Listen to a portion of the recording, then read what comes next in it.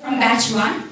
And I want to thank each one of you that you all showed up. And I hope that for the next 4 to 5 days, you all will have a very meaningful and a beautiful moments. And especially, you'll get to learn from a prestigious esteemed speaker, Venerable Geshe. And maybe have a big round of applause to each one of you for joining us today.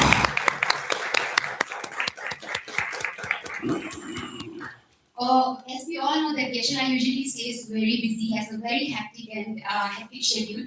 But then with only one request, when our Geshe, which is when we requested Geshe, he spared his precious time for us, especially for the youth of Ladakh, and not only for the youth of Ladakh, but for all the all the people who are actually interested in studying and who wanted to reflect upon themselves. And I am sure that yesterday you all had your own reasons. Some of you might have shared also.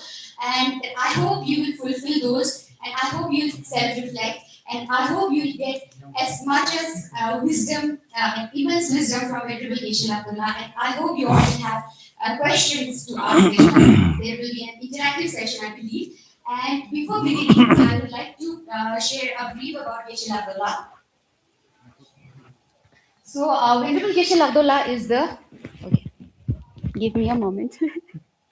Okay, so Venerable Geshe is the director of Library of Tibetan Works and Archives. And if you ever get the chance to visit Dharamshala, you must visit there. I mean, the manuscripts and the digital manuscripts and everything has been worked on at Tibetan LTWA under the guidance of Venerable Geshe. Like when we visited, it was amazing, Geshe. It is truly inspiring, Geshe. Thank you so much.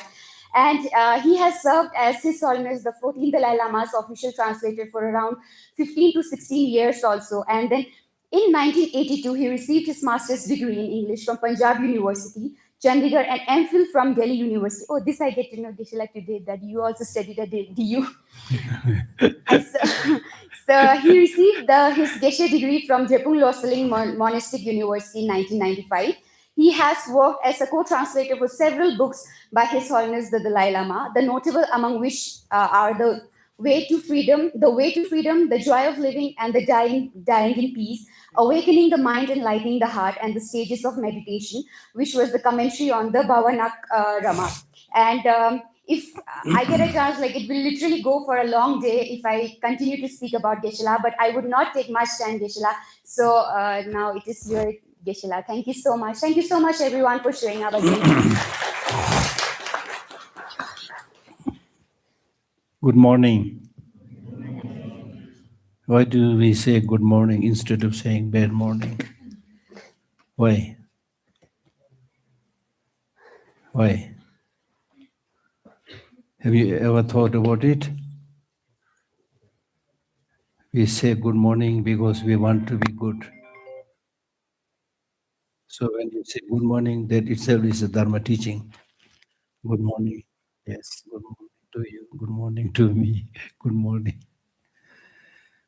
Number one. Number two, if you look at your name, among you, is there anybody who has a name called Yamraj? Yamraj, the messenger of the death, or Kalabut, ghost, evil ghost. Anybody having such a name? Nena. So you also try to get good names, right? Aapka naam kya hai? What is your name? Yima Dolma. That's the liberating sun. Your name? Huh? Diji Ongo. See? One who is powerful, of peace and happiness. Diji Changju, the precious enlightened one. See? You all try to get a good name. Can you tell me the meaning of your name? Means wide. Say it, your name. Narrowing. The great difficulty, we are all friends, but I had a great difficulty talking about her name, right? So anyway, the point that I'm making is that we say good morning, good evening, good afternoon. We get good names, right? So therefore, just as we say good morning, the whole morning you should try to be good. Otherwise, don't say good morning. And as much as possible, try to lead a life which is matching your name. You know? If you have very good name, but what you do is destructive, negative, then it is not matching the name, right? So the retreat is over now. There's enough, right? Enough. If you practice it, it's really enough, right? So now number one, I really appreciate young people have so much energy. They want to use this energy. So we are jumping, singing, dancing, so many things you have to do. Maybe going to school, so many things. But you have kind of sacrificed your time and made it to come here and attend this very intensive course. I say intensive course because you have to get a little bit early, do meditation, then attend all these sessions, then discussions, right? So it's a really full day. So that's a kind of commitment and also a sacrifice, which is very much appreciated by me. Thank you. Why I say thank you? Because if you do good, I'm not expecting anything from you. If you do good, it's good for you. It's good for everybody.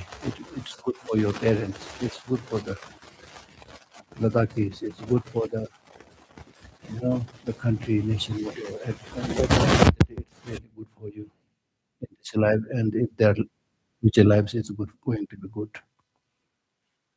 So, so the decision that you made to come here to attend this 4 days retreat is not only not a waste, but it is going to be very, very meaningful for the rest of your life. Not that because I have so many good things to say, but your commitment together, we are trying to make big changes in our life. And that change is not through artificial injection or taking narcotics or drugs, not like that. It is gradual transformation through practice, through reflection. It is step by step, gradual, to give you long-lasting, stable, unchanging happiness. If you try to achieve something quickly, sometimes you might achieve it, but the end result is not necessarily good. Right? Right? So therefore, may I ask you a question? What are you expecting from this retreat? What are you expecting? Anybody can say it. What are you expecting? I'm asking this question. Yeah, good. Mm. Yeah. So I have a basic purpose, Gisela, to understand my emotions and my mind a little bit better. Yes, good, good. Any other?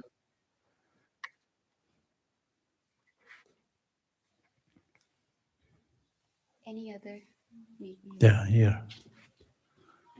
Tashidilek Geshla. Tashidilek Geshla. Mm. So I want to take some few takeaways I can really apply in my day-to-day life. Get ready of? My day-to-day life, Geshla. Acha, takeaways. Some basic takeaways so that I can apply whole. I don't think I would be able to do Yeah, yeah. some solid Yes, yes, solutions. yes. So to get these takeaways, whenever I'm saying something, if you find something that you really think will be useful, you jot it down. Otherwise, the takeaways will not come jumping. Take away, take away. They'll not come like that. Right? One more. I mean, it's okay. It's okay. It's okay. It's okay. So, whatever we do, like attending this retreat, we come with an expectation to how to lead a good, happy, successful life, right? Meaningful life. right? Do you all want happiness? Yes. I'm sure you all want happiness, right? For how many days you want happiness? Huh? Forever, for many lives to come, as long as possible, right? So I'll now ask the organizers to write down your name and get your signature. During the retreat session, you said, I want happiness as long as possible, right? Then they will make a nice card, print it out, and give it to you. Then you put it on your living room. I want happiness as long as possible, right? But when you say, I want happiness as long as possible, that is just a demand. You're expressing your want. Just by expressing your want, you're not going to get that happiness. So, from where do you think, in other words, what do you think is the main source of that long lasting happiness? Now, takeaway will start coming, okay? So, from where do you think is the main source of main? I said main. Little bit will come from here, from there, right? What do you think is the main source of their long lasting happiness? Huh? Inner peace. What else? Anybody else? What do you think is the main source of their long lasting happiness? Huh? Yeah? ऐसे बोलने से मुझे पता नहीं. I'm really very angry with the organizers now. It looks like they did not give you good breakfast. So, what, what do you think is the main source of long-lasting happiness? Having a good intention, inner peace, having a good intention, then what? Huh? Satisfied mind, huh? Acceptance,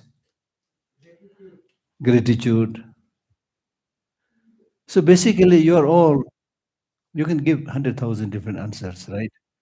But at least in accordance with these four answers, you are basically pointing towards the mind. You did not say main source of my happiness is my parents. You didn't say, right? Although you love your parents very much.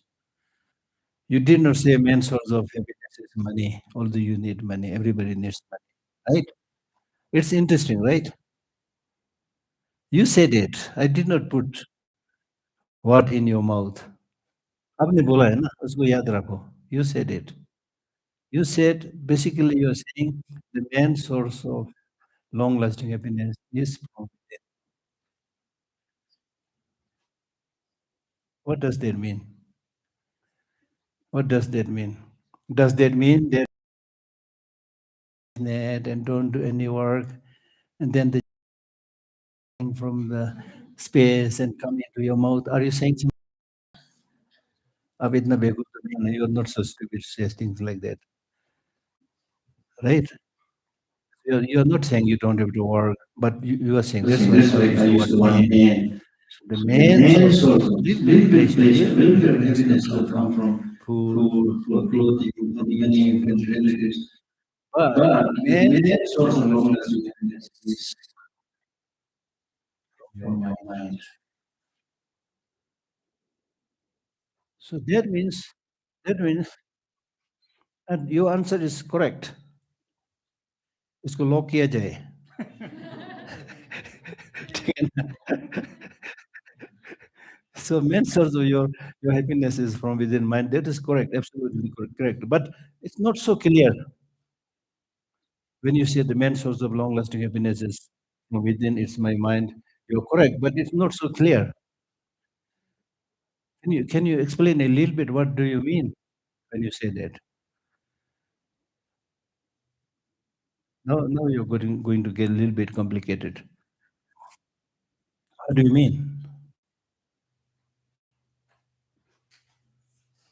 So basically, at least according to me, when you say that the main source of long-lasting happiness is your mind, It means your happiness, your suffering is very much dependent on your way of thinking, your mental outlook, your mental attitude.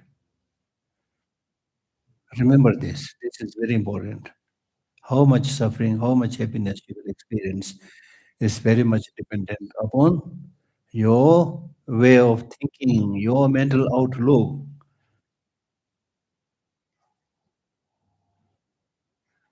Now, your mental outlook, it does not mean that all your happiness can be obtained just by good thought. I'm not saying that.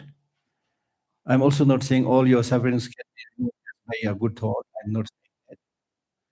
But it's primarily dependent on your way of thinking, your right mental outlook. If you have the right mental outlook, you will be able to find the truth, the reality of happiness, of suffering.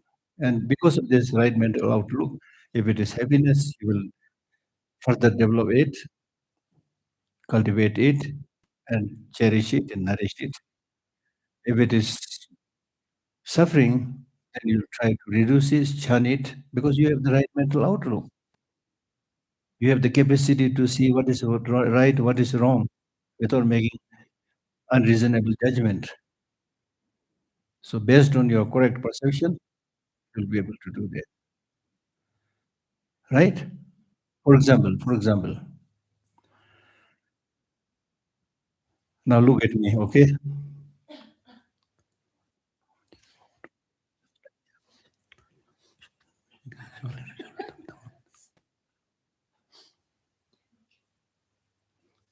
Are you angry?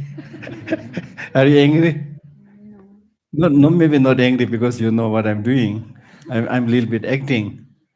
But you might get a little bit suspicion and say that, is Geshe angry? And is he cursing me? Judging by my appearance.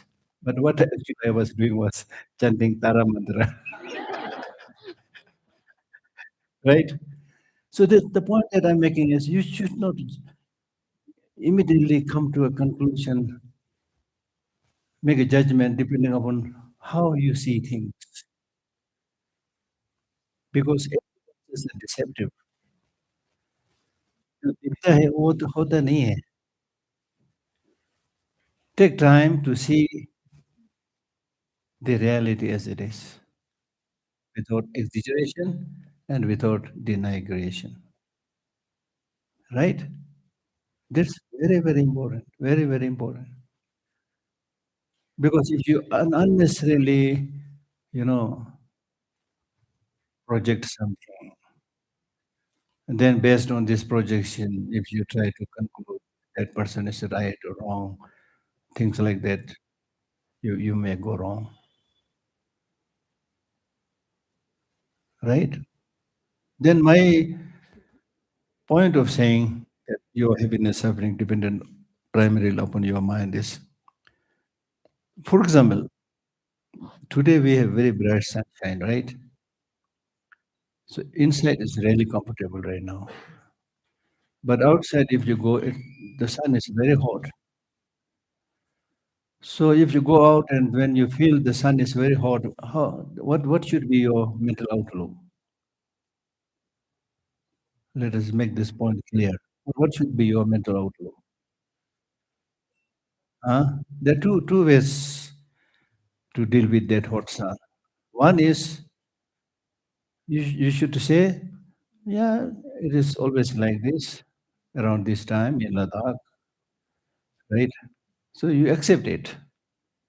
And if you don't like the heat, don't just stand there like a stupid person. If you go out, then take your umbrella or go into the shade, whatever, you protect yourself by whatever means you can do that. So that's the right mental outlook. The wrong mental outlook is, instead of trying to protect yourself, you start cursing the sun. Damn, this sun is so hot. I actually expected a little bit cooler, but it's so hot. You're angry. And just by your getting angry, the sun say, Madam, sorry. I'll become little bit cooler. Will it? That's what I'm saying. That's the point I'm making.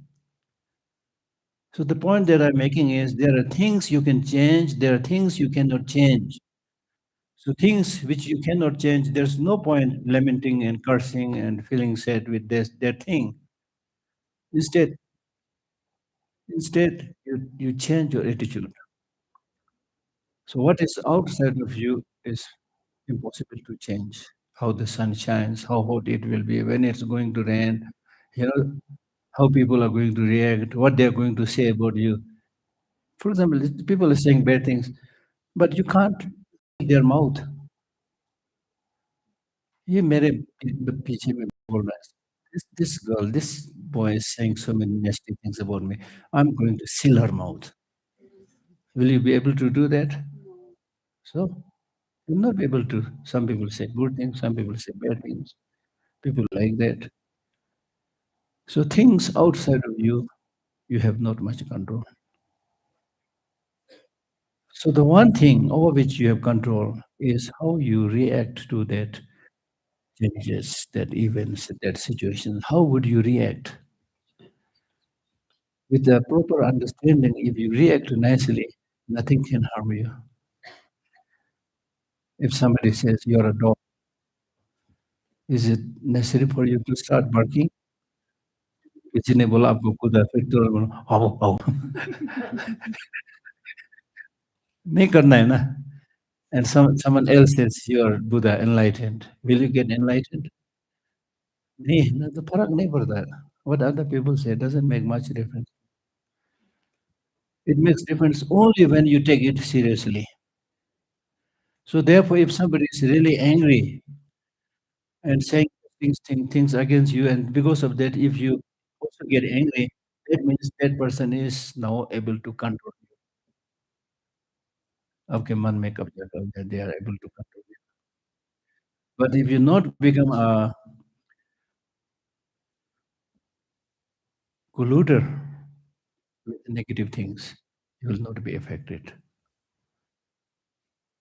So therefore, it is so important to understand how human mind functions, how nature functions, how can we, if you properly understand the ups and downs in life, the changes in nature, especially the impermanence changes, you can go through all these changes very easily, like a trained swimmer, surfer, a good surfer, a good swimmer. Doesn't really matter the wave is high. I had the opportunity to go to many beaches, like very famous Miami Beach, and the beach in Mumbai. When I go for such talks and teaching, then they say, "Well, let us go for a walk." So I got this opportunity. So there, when I watch the surfers, big waves come, somebody, out there swimming, then big waves come, then, oh my goodness, that particular wave is not drowned and killed that person. No, because he or she is a good swimmer. She rides on the next wave and comes back. So impermanence and change is like a wave, not necessarily good, not necessarily bad. And if you know how to ride on it, then you can ride on the waves of impermanence and do good things. And you will not be drowned by the waves of suffering. Right? So therefore, whether you want to be happy or whether you want to suffer, it is primarily in your hand. It's not in the hand of Buddha. It's not in the hand of your enemy. It's not in the hand of your parents, relatives, however good they are. There is nobody who will catch hold of your hand and throw you into heaven. Similarly, there is nobody who will catch hold of your leg and drag you into hell. Even your worst enemy cannot do that unless you collude with them. So much of the suffering that we encounter is because of lack of knowledge. Number one, lack of knowledge, ignorance. And second, inaction. Many times we suffer because of lack of knowledge. Many times we suffer because we have knowledge but we don't practice inaction. Right? So on the one hand, you need to remove ignorance, gain knowledge, and then having gained knowledge, you have to act. So therefore, there is big difference between knowledge and information. Today, we very proudly call ourselves as people who are living in the age of information, right? But unfortunately, much of the information is junk information. How much time you are wasting on junk information? Sara, आपके mobile phone में, oh, they're all there in your mobile phone.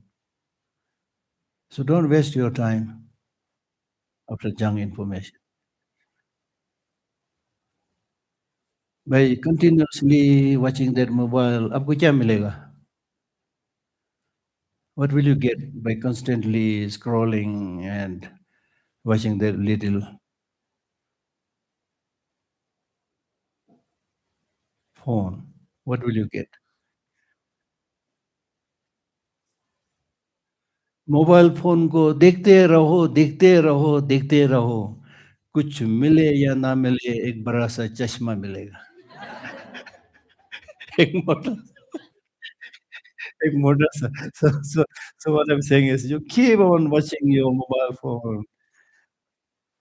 It is not sure what you're going to get. One thing that is sure is you're going to get a thick eyeglass. Right? So therefore, even in the case of right information, you there's no need for you to get all the information in the world.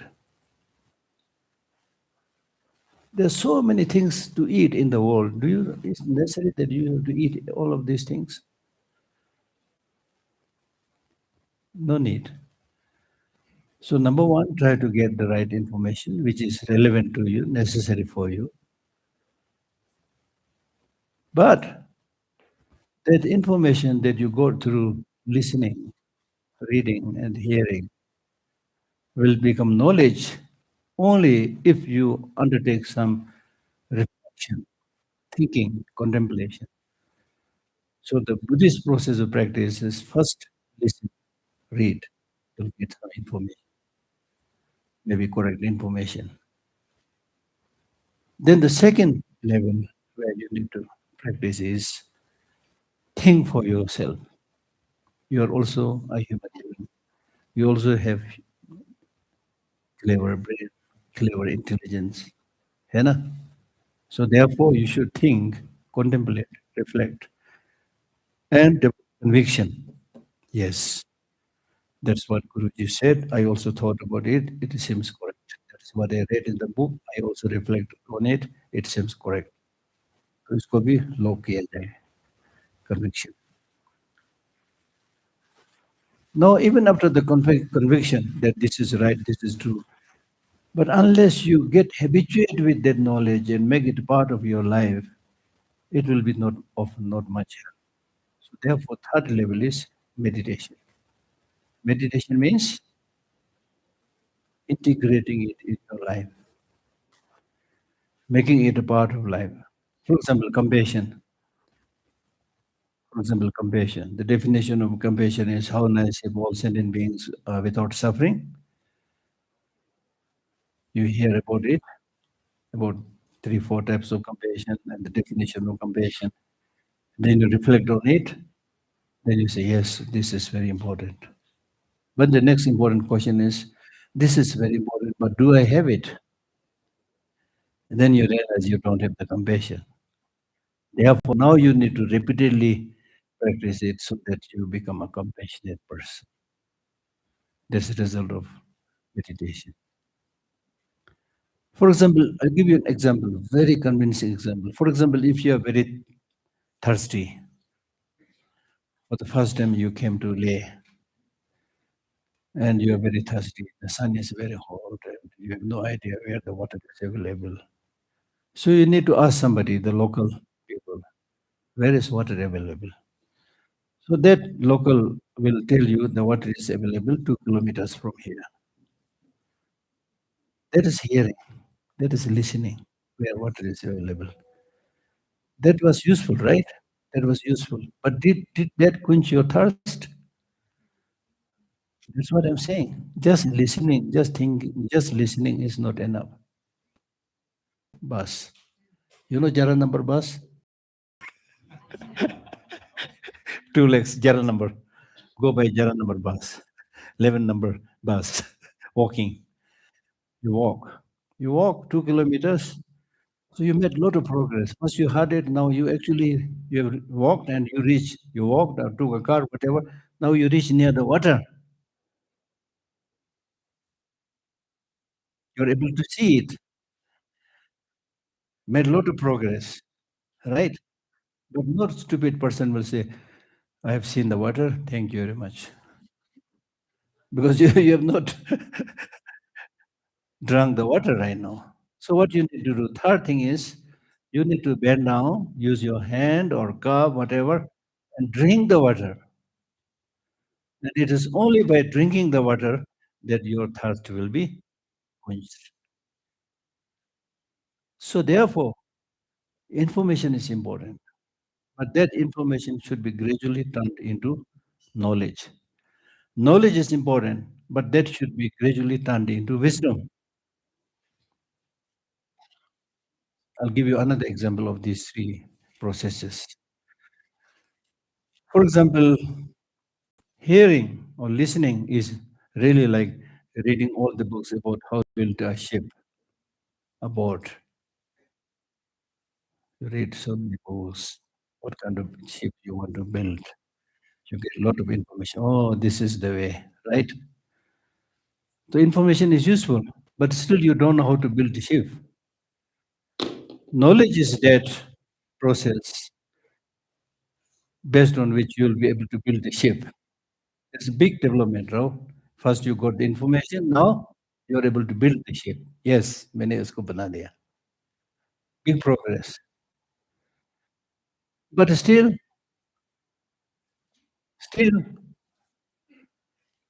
you have not much clear idea how are you going to use that ship? How are you going to protect that ship from sinking? So it's the wisdom that helps the ship to not sink. It's the wisdom that helps you use the ship not for transporting arms and ammunitions, but for transporting public. So it's the wisdom. Clear? समझ में आ गया? ये कहानी है ना इधर भी. समझ में आ गया? जी हाँ, समझ में आ गया. सब कुछ समझ में आ गया? जी हाँ, सब कुछ समझ में आ गया. क्या समझा? सर कुछ नहीं समझा. It's not like that, huh? Have you understood? Yes. Have you understood everything? Yes, I understood everything. What did you understand? I did not understand anything. Should not be like that. But the good thing is these are all nicely recorded and they are making it available, I think, every other day or something like that. Very, very efficient. Very efficient. So you can listen to that again and again. How many times you eat for your body? At least 3 times, you know? Breakfast, lunch, dinner, in between also tea, some cookies, chit chat, things like that, right? How many times you eat for your mind? कुछ भी नहीं. So the many types of sufferings that we encounter clearly show the poverty of the mind. So through such practice, you need to feed your mind regularly. Feeding your mind means reading a little bit, thinking a little bit, changing your attitude a little bit. Morning, right in the morning when you get up, sit quietly a little bit, and then think, I am lucky. I'm able to wake up again. Don't take it for granted. I'm really lucky. I'm able to wake up again, not as a dog or a cow or a mosquito, but as a human being. So I'll do something that will help others make happy, that will make myself happy and meaningful, whether you're studying or doing any particular job. So with that motivation, you should wake up. That should be the first thing. Just watching your mobile phone or TV, that should not be the first. So with that motivation, then you go to work, go to your study, things like that. But many times fail. We may not be able to live up to our promise. We made a good motivation, but in the course of the day, you meet unfortunately nasty people. Because of that, you had to pick up a fight, right? You get angry. Then at the end of the day, again, you should reflect back. Was I able to live in accordance with the promise that I made in the morning? So sometimes, yes, you can be in accordance with the promise. So then you rejoice. Yes, I made it. Yes, I'll do the same thing tomorrow. I'll do the same thing for the rest of my life. That's how you collect virtue, how you collect punya, right? Now, in case if you failed, don't get dejected. We are not Buddha. We are ordinary people. We fail, and that failure is not necessarily just you because of other circumstances, factors, environment. So realize that I picked up a fight and I did not enjoy. I was not happy. I'm sure that other person also not happy. Is there anybody who said that today I was very angry, so I really enjoyed the day? Huh? नहीं है ना? Is there anybody who said I was really angry, so my face looked so beautiful? नहीं है ना? You all want to be beautiful. You all want to be handsome. But if you get angry, you become ugly. That's why we are saying practice the teaching of the Buddha. If you want to become handsome, if you want to become beautiful, if you want to become rich, even if you want to become rich, I'm telling you, these days you need to be a little bit realistic. Before you talk about enlightenment, you need to talk about this realistic things in your life. If you practice Buddha's teaching properly, rich, I'm telling you. This is important because many people think, oh yeah, this teaching is very good, but this teaching will not give me food. सोचता है ना हम लोग, why should I study Tibetan language or Ladakhi language? This will not give me food. Stupid, wrong, wrong. So many tourists are coming to Ladakh. Why? Not because you are especially handsome, beautiful. It is because you have peaceful culture. They come to see the nature, plus the people who live in harmony with the nature. Well, generally speaking, we are not saying that we are superhuman, but we are comparatively we are peaceful, nice. That's why people come and you get money. See?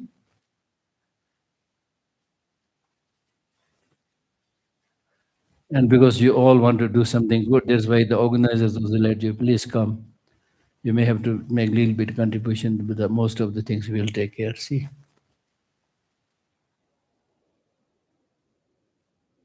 And then more importantly, if you don't lead this good life, fight with somebody, get angry in your home, wherever,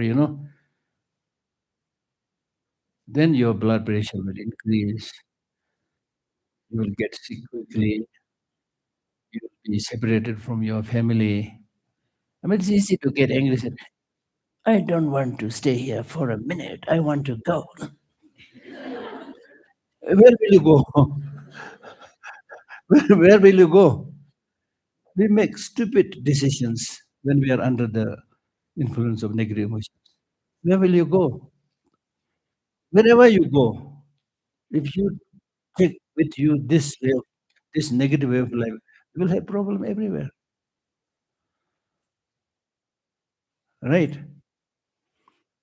And if you don't have this moral discipline, then whatever little money that you make, you use it for gambling, you use it for drinking, you use it for so many things where you can throw your money. Now, these days, unfortunately, the world is a commercial world.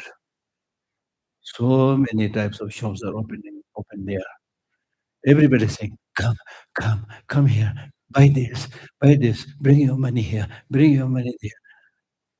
They are ready to, not necessarily with bad motivation, but they want money, so they know how to attract you and catch you. Makre ki jal mein jaldi, है ना? So therefore, whatever income you make, it's so easy to throw away. You may be making, let us say, at least 40,000 Indian rupees a month. If you don't have the discipline and live in a five-star hotel, you know how much it costs for one night?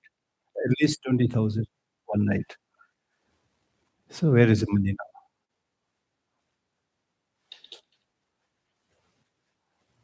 So it's not how much money you are making, it's how you are also using, how you are also spending. And there are people who not necessarily rich, but they're always satisfied. They always have things to eat, place to live. They're very happy. And there are some people who always talk about money, money, money, money, and always poor because they don't know how to use it. So this kind of moral practice to become good is not just meaningless religious talk. It is related to the peace and happiness of your life. And the bitter truth is take away. And the bitter truth is unless you help yourself, nobody will be able to help you. This is the bitter truth. And if you help yourself, others also come to help you.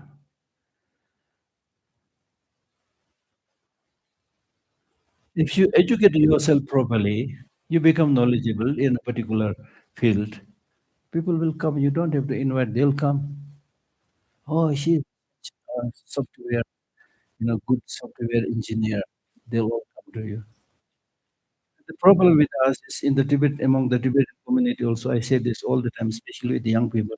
They know little bit, but they're not good in any one thing properly.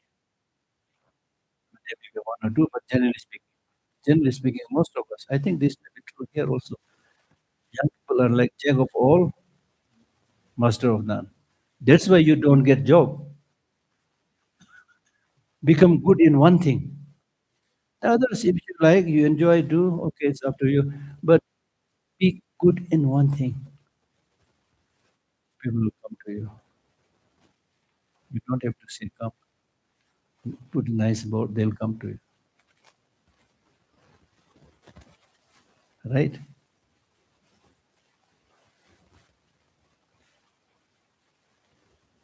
Right? What is the time now?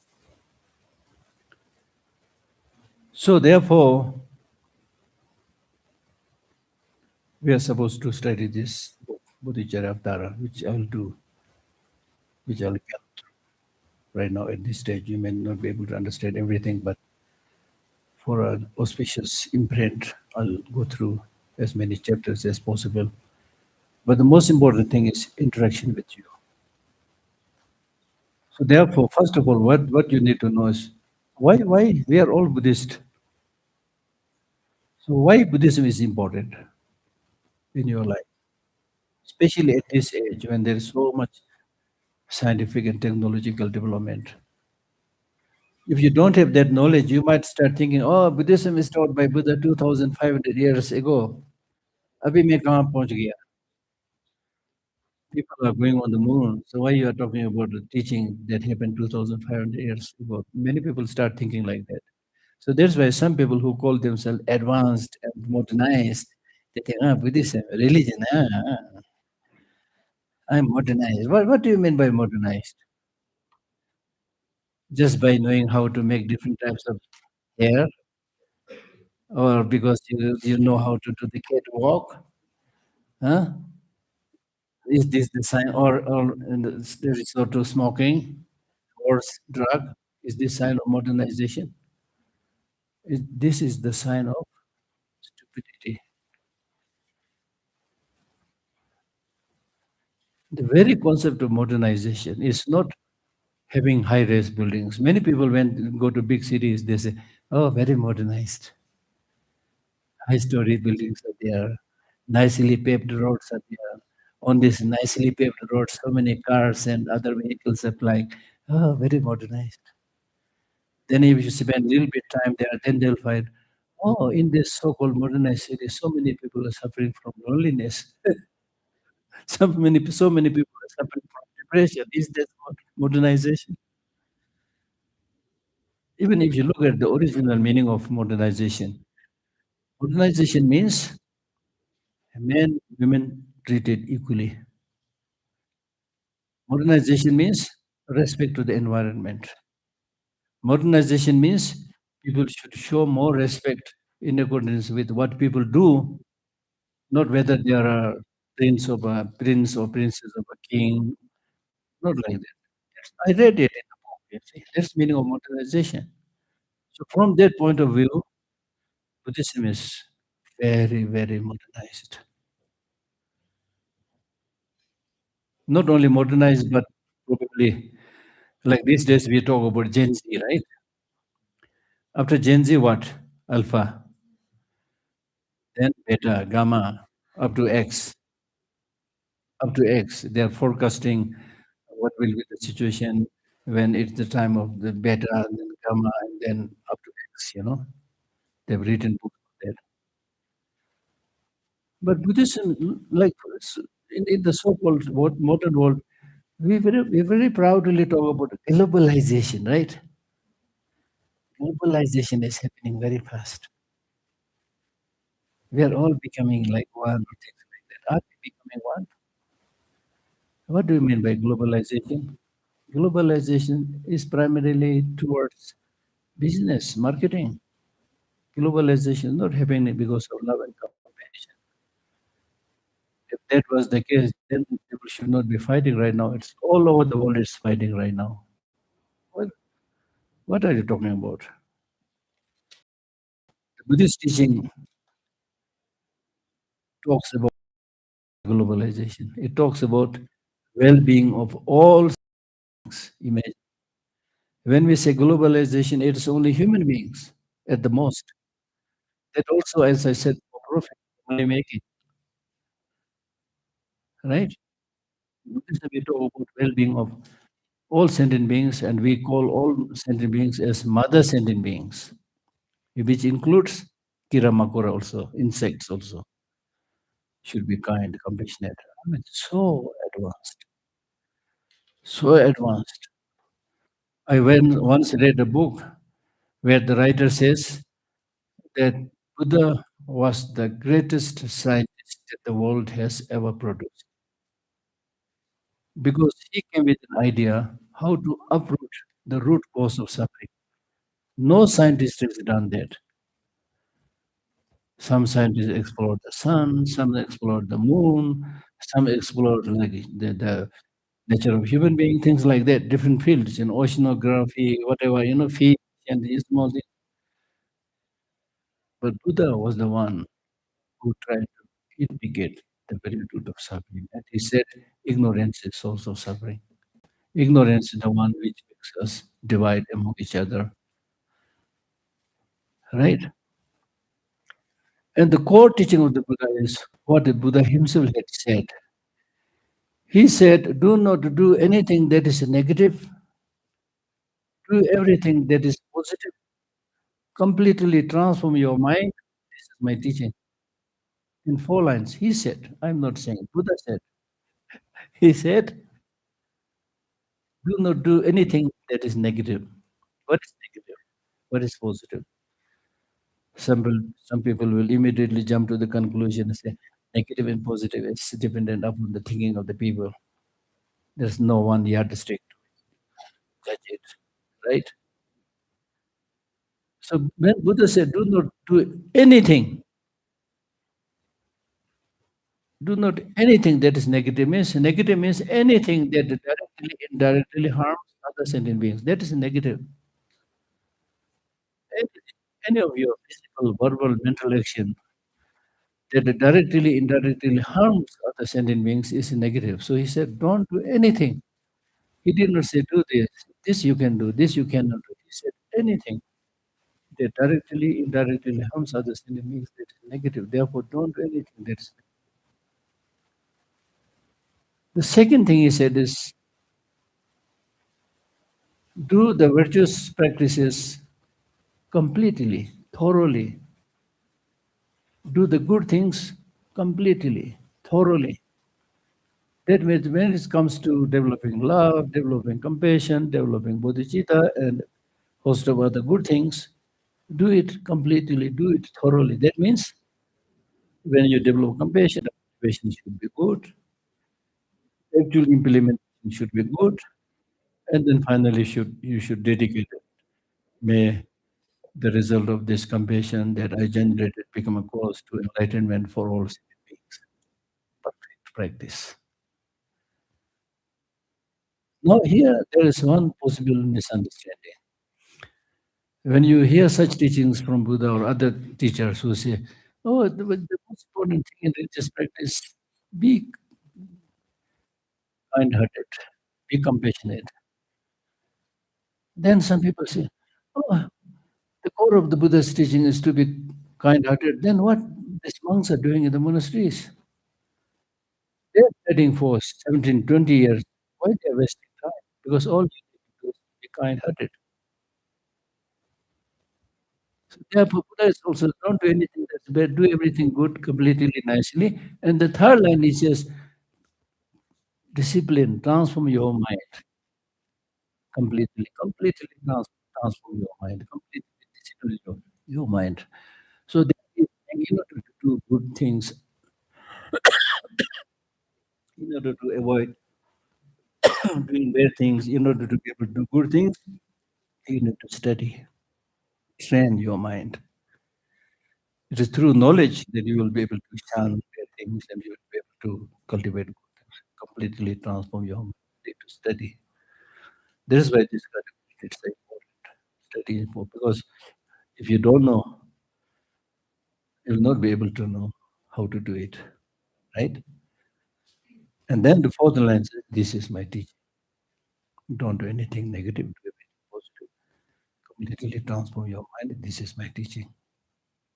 Clear? Now you know what the Buddha's teaching is. This is my teaching. Okay, I'll stop here now. You ask questions. It's your time to bombard me, attack me.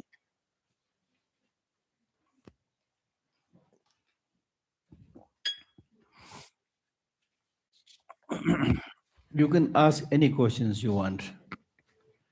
I'm not saying I have all the answers, but we need to find out. How many of you are attending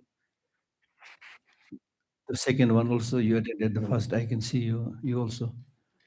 So number of you are attending it again, which is very good. Okay. Yeah, there are questions, so many questions. Oh, those who attended. Okay, very good, very good. Hello. Hello.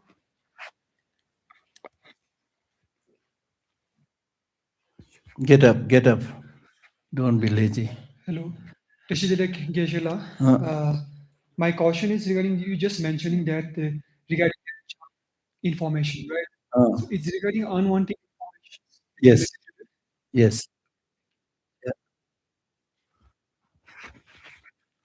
Because some of this information may not be necessarily destructive, but they will distract your mind. They'll waste your mind. Some of them are really harmful. Some of them not that harmful, but they'll just waste your time.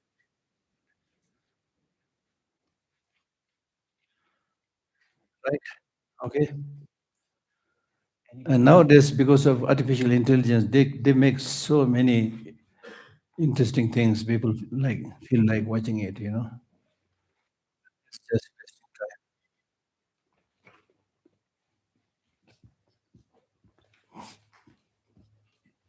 time. Tashi like Geshe. Get up, get up, get up. Question to you is what is wisdom and knowledge? What's the main difference? Because wisdom we talk about a lot. Ki, Yeah, as I already mentioned, knowledge means you get some information about different things, you know it, you understand that is knowledge. Wisdom is experience. Not only knowledge, but based on experience, then you know this is bad. Okay. Yeah. Yeah. So to the third question, can I add something? Yes, yes, please. Many of you must have heard the difference between knowledge and wisdom. Knowledge is knowing that the never is a fruit is. Wisdom is not putting out it on a fruit plant. That sums up. Yeah, yeah. Yeah, There are lots of technological advancements right now, Gisela. So there's a movie that came up recently, Oppenheimer, Gisela. So it portrayed the discovery of the potential of nuclear energy. Mm. So the, the knowledge is like the potential of the nuclear energy. So what potential it can Yes, give yes, us. yes. But then wisdom is whether to use it to make a Exactly. nuclear bomb or to Exactly. power it, to produce Exactly. power and electricity. That is, Good, very good. and Yeah, I also mentioned that knowledge is how to build a ship. Wisdom Yeah, is how to make sure that the ship does not sink. I also have a question, Gisela. Oh. So many times when we think of being kind and doing good to others, Gisela, we face with a lot of helplessness, Gisela, and helplessness, Gisela, helplessness. Helplessness. Yeah, and that sometimes personally gives us a lot of guilt and Gisela, because we are not able to do help others to our full potential. So how to deal with such That's helplessness? the reason you have to get enlightened. When you're an ordinary human being, our powers are limited, our capacities are limited, right? But that's why, please sit down. So that's why they say there is a difference between empathy and compassion. There is a difference between empathy and compassion. Empathy is feeling what other people are feeling. Pain, you also feel pain and sit there. Compassion is not just feeling other people's pain, but action. So when you do the action, even if it is just giving a glass of water, when you do the action, then you don't suffer from burnout. If you only have empathy, you might suffer from burnout. Because you feel the pain, and as you mentioned, you feel helplessness, and then you get dejected and experience emotional burnout. But if you do whatever you are able to do, then you get sense, yes, I played my role. I could not do much, but I did. So you get that satisfaction, and there will be no burnout. So that's why today many nurses, doctors who are suffering from burnout are attending Buddhist meditation classes. Yeah. Okay. Please raise your hand, and while questioning, please get up.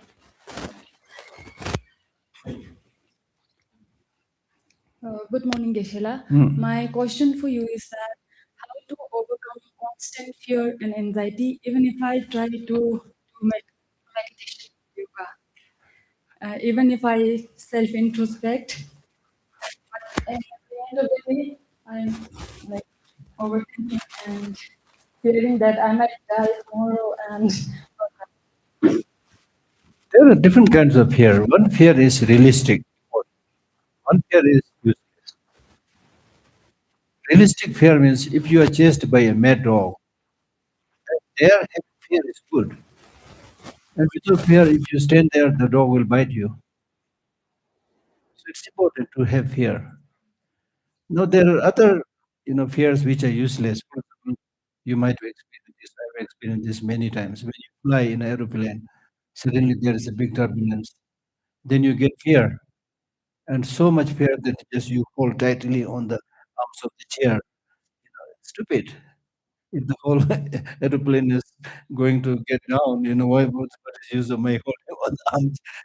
So that is useless. That's useless.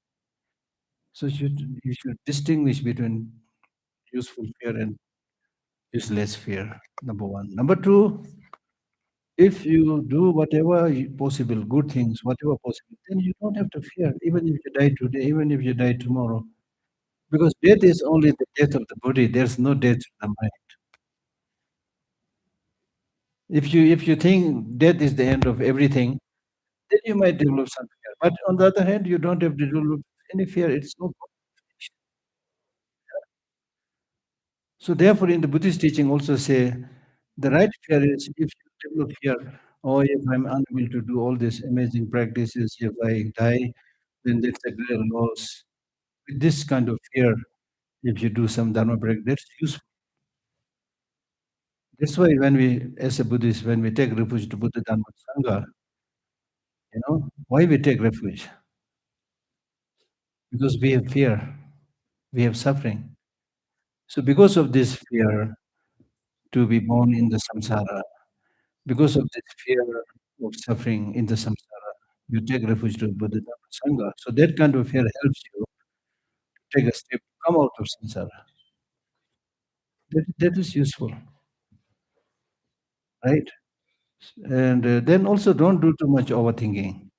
Think about those things which are reasonable, which makes you happy. For example, if you think about love, think about compassion, they will make you happy. But if you let your mind go wild and think about it, so many things, it's useless, right? So sometimes don't just keep on sitting and thinking. Just do something that's useful. That will stop overthinking. Yeah. Okay. Hmm. My question is, while doing meditation, my mind becomes more restless. How to overcome that? Yes, that's natural. Your mind is not becoming overless because of meditation. Restlessness was there with you, with me, with everybody. And you only recognize it during meditation. I remember one Western nun who came to me and said, Shila, before I did meditation, I was a nice person. After I did meditation, I become a bad person. Which is not true. You are what you are before meditation, after meditation, you are what you are. But before meditation, you did not think at all who you are, how the negative emotions are coming or not, positive emotions are coming or not. You did not analyze at all. But as soon as you start focusing and do some meditation, then you realize 100,000 thoughts are coming. Right? Right? So if you ask your mind to focus on one book, the mind will not be able to focus on the book. Instead, Momo. Your mind will be focusing on the Momo, your mind will be focusing on Chomin, your mind will be focusing on the picnic that you had last time. So many things will come. It's natural. So therefore, then you have to say, no, I'm not thinking about Momo. No, I'm not thinking about picnic. Just thinking about this book. You need to do this again and again. Gradually, then the distraction will go away and you will be able to focus on it. I tell you the story of one Indian Brahmin, great scholar, Indian Brahmin.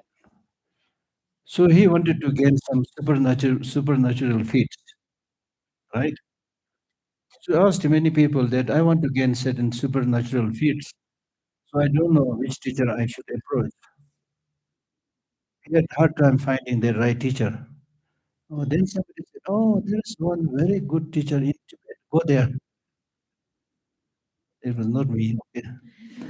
So good teacher was there. Go there, right?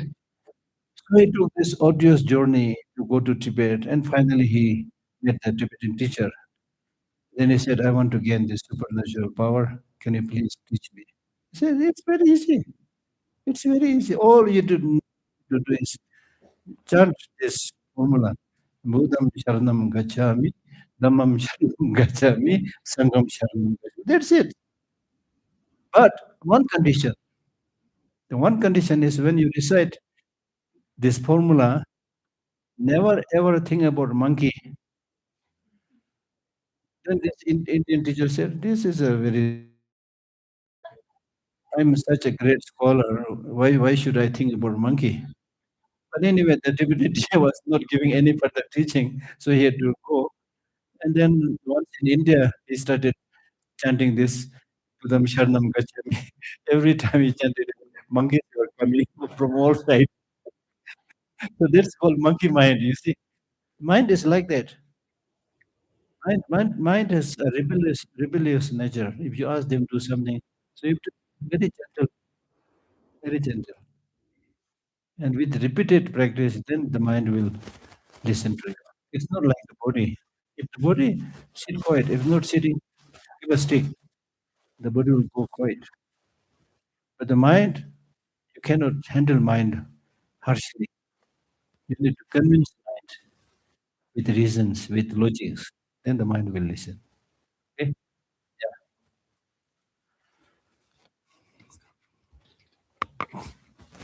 Tashilila Geshe-la, Mm. Geshe-la, you mentioned that many a times suffering shows poverty of mind. Yes. So if we relate mind with having a right mental outlook, Mm. does that mean that right mental outlook will help in ending suffering? Gradually. There's no push button enlightenment, of course, but gradually, yes.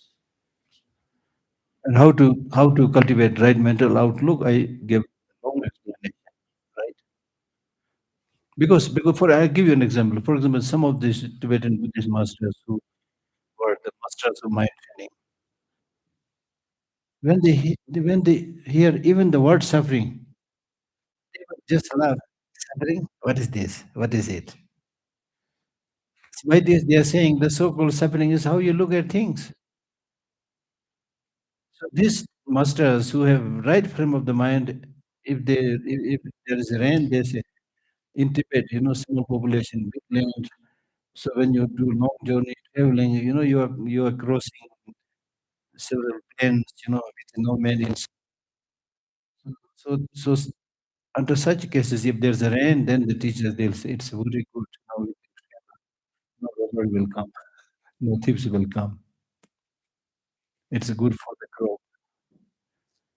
So you just don't get bogged down by thinking only about your conveniences, right? So like that, yeah.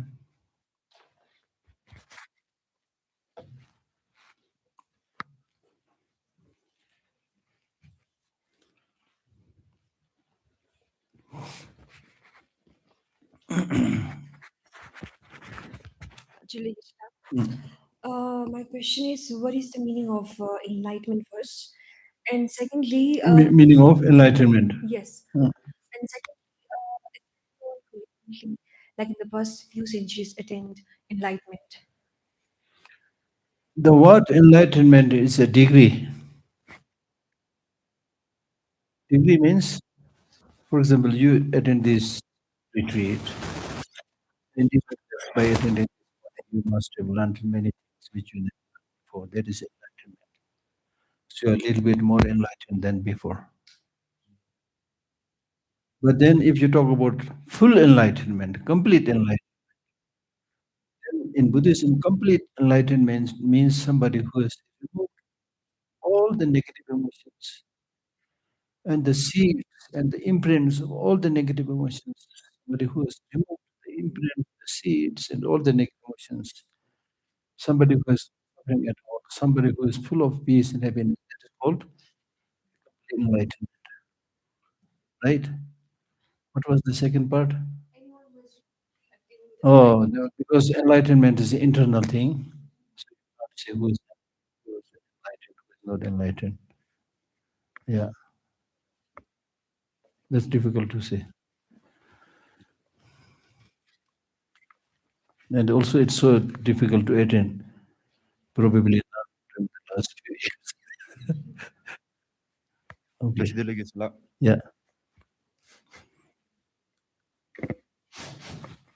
So I saw a news that four brothers killed his uncle.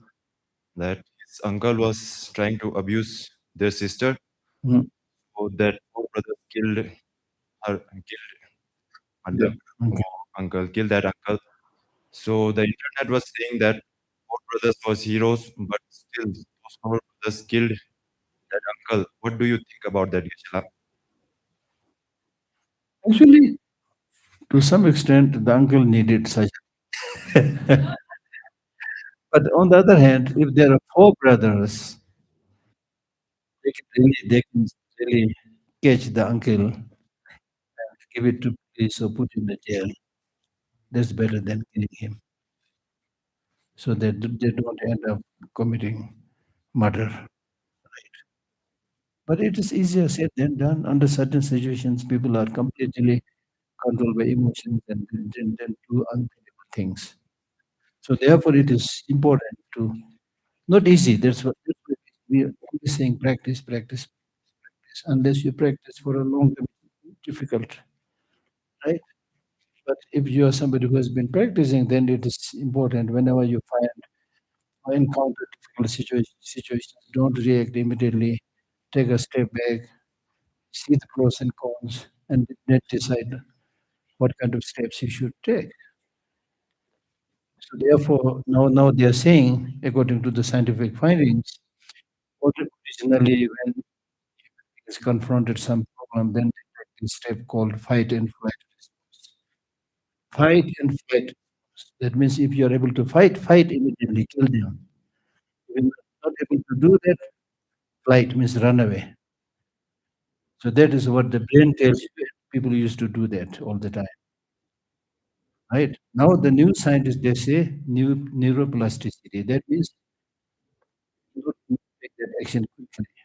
Take a step back and think what kind of steps you yeah. Mm.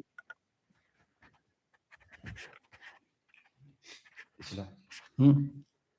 you said that saying that jack of all trades, master of none, Mm. and you also told us to be good at one thing.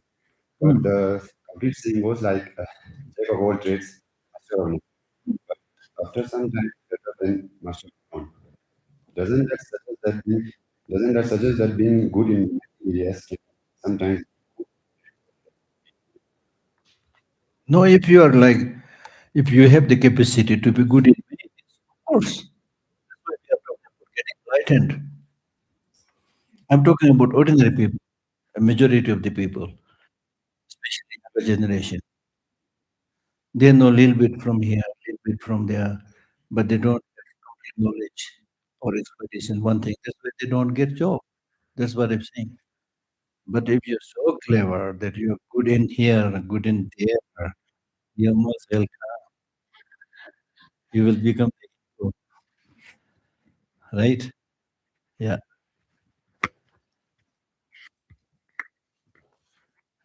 Tashitila Gishala. Mm.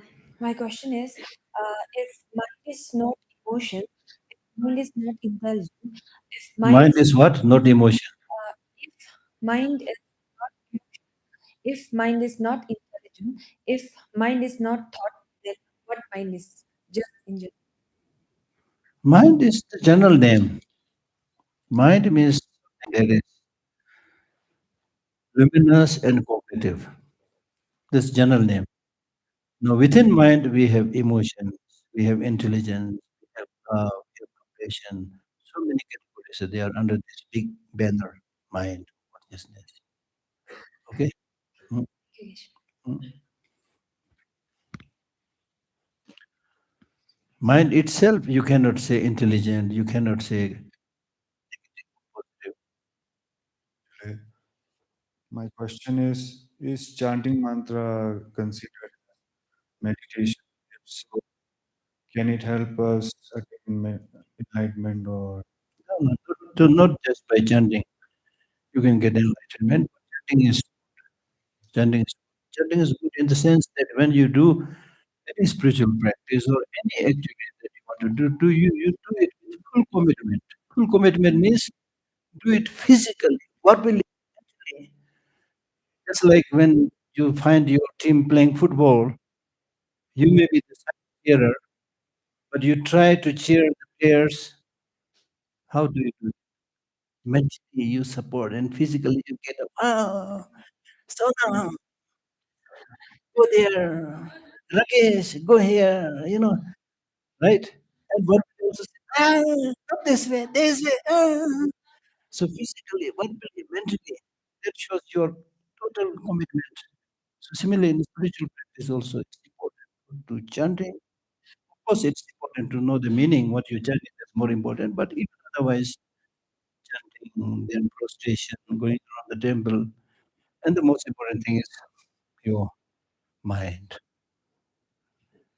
Physical and verbal actions are important, but there's no guarantee that your physical and verbal spiritual practices become a good spiritual practice unless it has the support of the mind. For example, you may be around the temple. So physically, you're going around the temple, right? And while going around the temple, you may be also chanting Om Mani Padme Hum, Om Mani Padme Hum, right? But your mind may be thinking about money. So after a while, instead of saying Om Mani Padme, you will say money, money, money. So that clearly shows unless your mind is under control, virtues or not virtues, there is no guarantee. But once your mind goes into the spiritual practice, your body will not harm, your mouth will not say anything bad. So mind is the most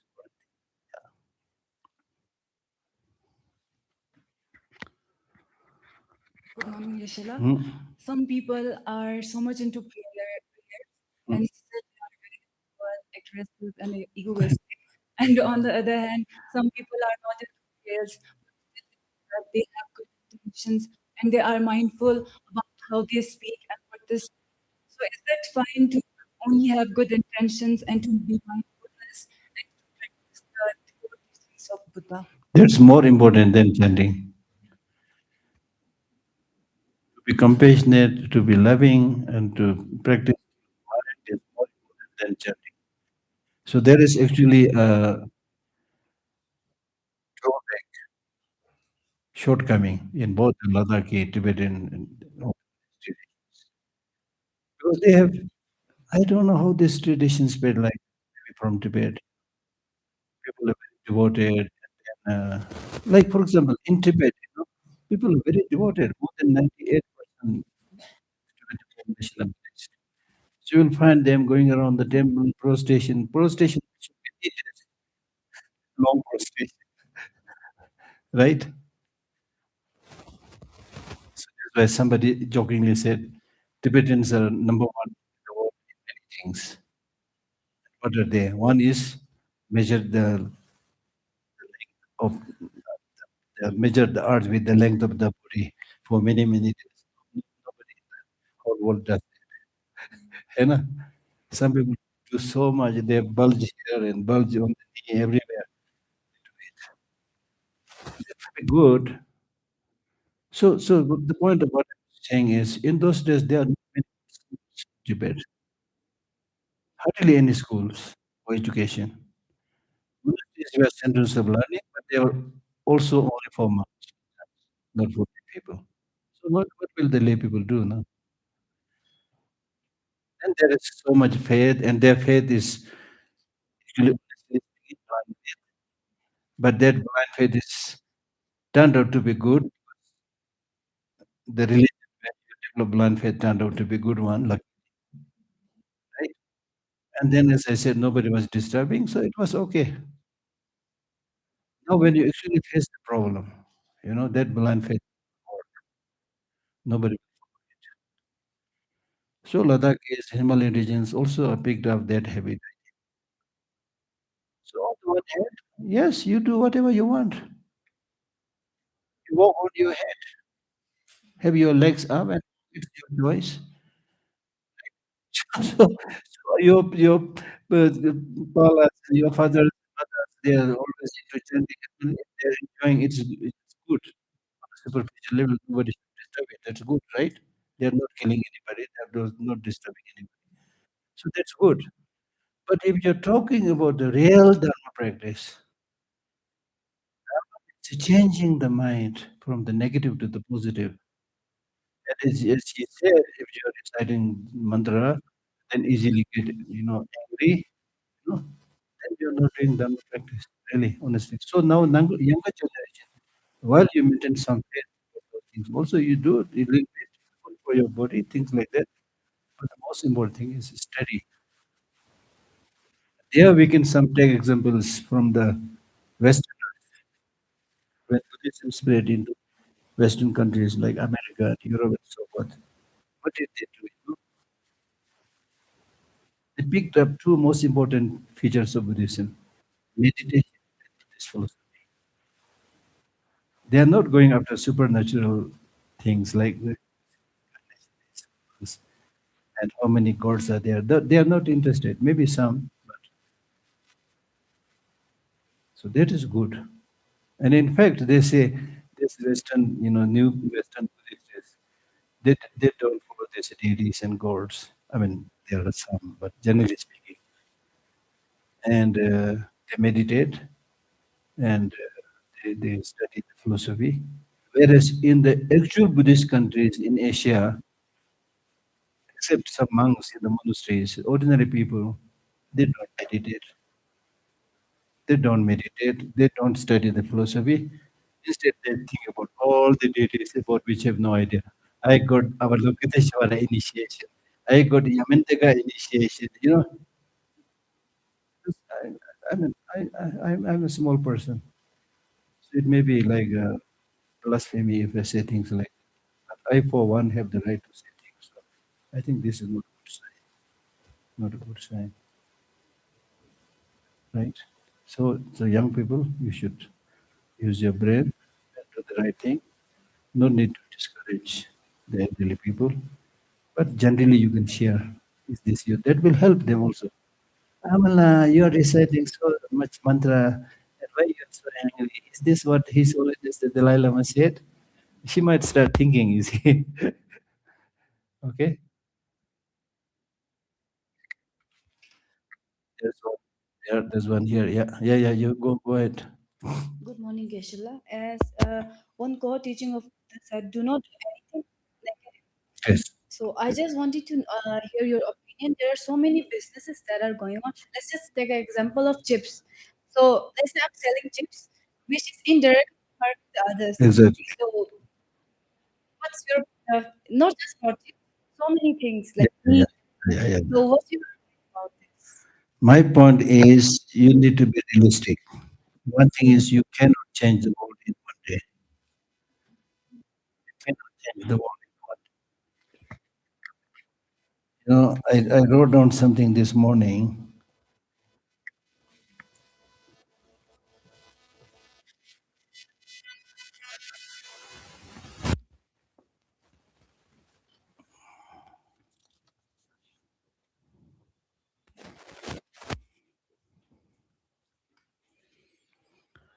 So if a question is asked, what kind of perceptions and thoughts and feelings guide us through our life and each day? That's the question related to your question. Once again, what kinds of perceptions and thoughts and feelings guide us through life each day? The answer is not those which give a correct picture of reality, which is very important. But in our daily life, it is not the thoughts and perceptions which give a true picture of reality, but those that helped our ancestors get genes into the next generation. Therefore, in our daily perception, thoughts, we are just carried away by what is available there to survive and pass on to the next generation, be it chips or whatever. So that's the thing. So that's why it is so difficult to change. It's not easy. It's not easy. It's like what I've been thinking. In fact, I said this in many of my talks. Sometimes it hard people what to do. I'm not getting just one person. So you tell them the people everywhere they sell this potato, all kind of chips and Coca-Cola and all these things. We can't blame them also. We can blame public who are using that. Right? They're tutor, actually. They're working together. And then also, those people who sell these things, they have no idea. Maybe they have idea, but they don't care. I mean, aloo chips is nothing. Chips and Coca-Cola, people are selling drugs now, which will completely destroy the family. And there are such people, unfortunately. So in such cases, selling potato chips, this we can't be very strict, but those who sell drugs, I spoke on the podcast quite recently. So I'm happy that many people are trying to do something. This should be forcibly stopped. And we can't stop everybody enjoying it. So that's why they say sometimes it is good to have delusion. Little bit deluded, enjoy your chocolate, don't talk about enlightenment, can't do this, can't do that, forget about this, just enjoy. It's a little bit of that is okay, right? But you should have this you know, broader awakening about the realities of this constant flooding and supply of junk food. You should think about, do research. Junk food.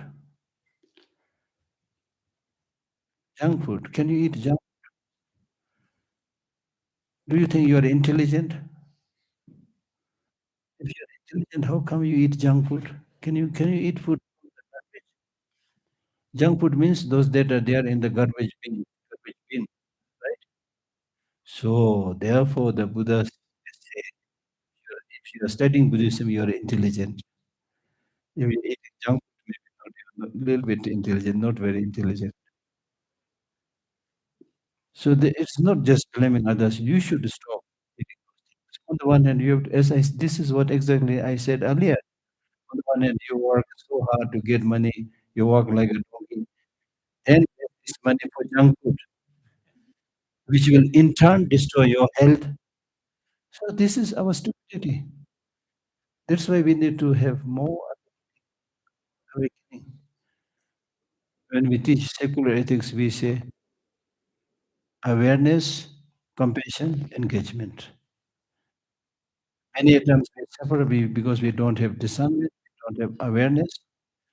And when you develop that awareness, naturally you feel responsible for other people, for yourself, becoming more compassionate, then you act, engage. So by attending this retreat, if you reduce your consumption of junk food, big achievement. Nirvana enlightenment बाद में कर सकता है. But before that, you should not die, right? And in fact, I'm these days I've started worrying a little bit myself. I read some of these really amazing scriptures, like in Bodhicitta. Oh my goodness! I wish I was much younger, right? So therefore, see, you can do so many things by achieving this retreat. The purpose of Buddhist practice is you may not be able to remove all negative emotions at one go, but you need to see one negative emotion which has a predominant presence in you. Which one is that negative emotion which has been bothering, troubling you? Are you a very angry person? Are you a very angry person? If so, reduce it. Are you suffering from any obsession? If so, reduce it. Right? That will make you physically healthier, mentally happier. So you can achieve miracles through small changes. A little bit integrity. You know the meaning of integrity? Integrity is what you do when nobody is watching. Whether somebody is watching or not, if you then you should do it. If it is something you should not do, then even if nobody is watching, don't do it. That's called integrity. Is it clear? Now you know that many things that you can change. So what are you going to change? Huh? You don't have to tell me. It's your inner secret, right? Because you don't want to highlight your weaknesses or mistakes that you make. But You should. Since you're aware, you should reduce it. I guarantee that you will save more money, and more importantly, you much happier. Okay, next question. Where are you? Yeah. Acha, there. Sorry. Sorry. I was a little bit scared. I thought you were staying. I thought you were staying now. Thank you for your. Hmm? As you said, main source of happiness is our own mind, our Yes. own mental perspective. Yes. So my question is, why it is easier to control other people's mind than our own mind? What? Why it is easier to control other people's mind than our own mind? Because I'm seeing nowadays people are getting easily manipulated. Why is it easier for people to control our mind, other mind, than your mind? Because people are stupid. That's a very good question. I already mentioned if somebody disturbs you and if you get angry, that means you are controlled by that person. You see, you're absolutely right. Because you're ignorant, you're stupid. That's why people manipulate you. Absolutely. This is a very important question. And why most of the people go in the wrong way, not in the right way? And why they are easily led by stupid leaders? Because they themselves have no proper knowledge. And the stupid leader will come and try to destroy you, divide you in the name of religion. This religion is bad. We follow this religion. This is the bad. Practice it. These groups of people are not good. These groups of people are good. That way they play divide and rule, which the Britishers have played so efficiently. They divided so many countries. Mongolia, external Mongolia, inner Mongolia, Germany, East Germany, West Germany, right? Divide and rule. You're not able to rule when people are united, therefore they divide. Then they rule. And they're able to divide because people are stupid. If they say, I'm doing so many great things for your religion, for your country, then they think it is. Right. In next session. Thank you, Geshe. Thank you. Thank you.